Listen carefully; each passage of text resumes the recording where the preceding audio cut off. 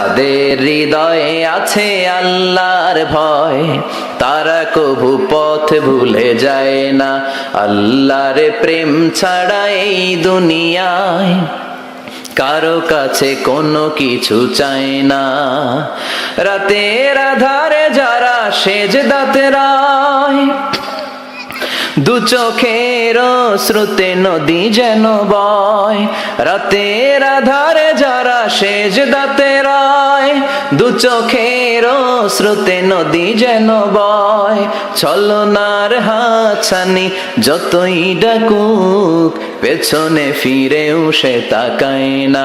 যাদের হৃদয়ে আছে আল্লাহর ভয়, তারা কভু পথ ভুলে যায় না।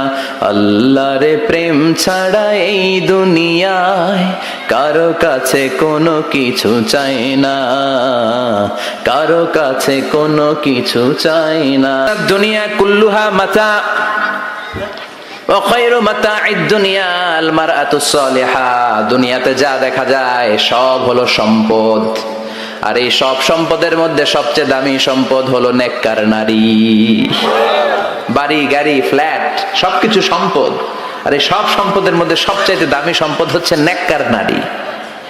এজন্য বিশ্বনবী বললেন, নারীদের সাথে কোমল আচরণ করো। রিফকাম বিল কাওয়ারির, গরম হয়ে যাও না।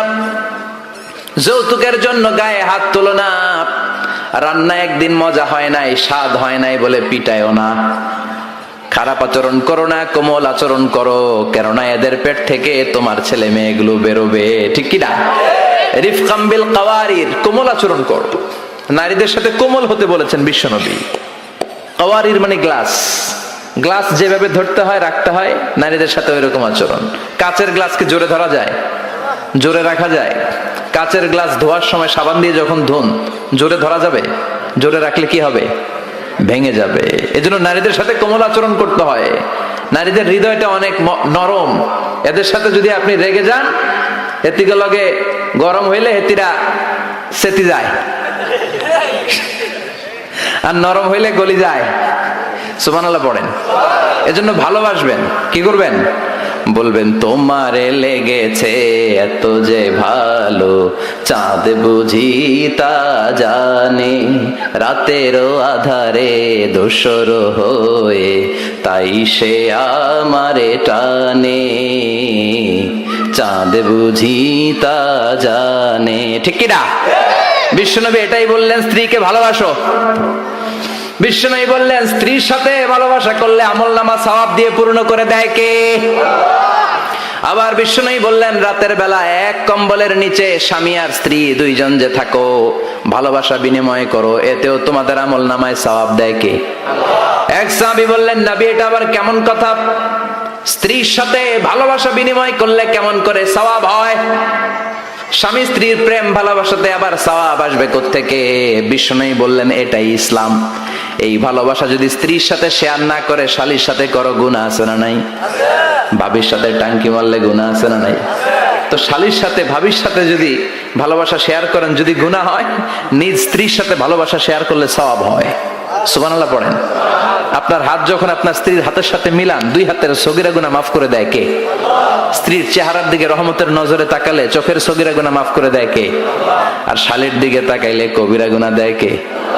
কথা বলেন, তাকানো যাবে? আন-নাযার সাহমুন মাসমুম মিন সিহামি ইবলিস। দৃষ্টি হচ্ছে শয়তানের বিষ মাখানো তীরবানের মধ্য থেকে একটা ভয়ঙ্কর তীরবান। এই দৃষ্টির তীর দিয়ে শয়তান যুবক যুবতীদেরকে কাবু করে ফেলে। এজন্য আমার যুবক ভাইরা, তোমাদের এই স্মার্টফোন গুলোর ভিতরে ইন্ডিয়ান নায়িকাদের কোমর দুলানো ড্যান্স রাখা যাবে না, চিল্লায় বলো ঠিক কিনা? এই মোবাইল ফোন গুলোর ভিতরে ব্লু ফিল্ম রাখা যাবে না, অশ্লীল দৃশ্য রাখা যাবে না।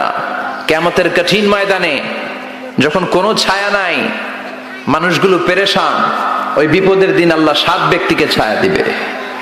তার মধ্যে এক শ্রেণী হচ্ছে তোমরা যুবকেরা, যাদের সময়টা উল্টাপাল্টা কাটে নাই, যাদের সময়গুলো হিন্দি সিনেমা দেখে কাটে নাই, যে ছেলেগুলো রাতের জায়নামাজে, তাহাজ্জুদের জায়নামাজে চোখের পানি দিয়ে জায়নামাজকে ভিজিয়ে দিয়েছে, ওই ছেলেদেরকে আরশের ছায়া তলে ছায়া দিবে কে?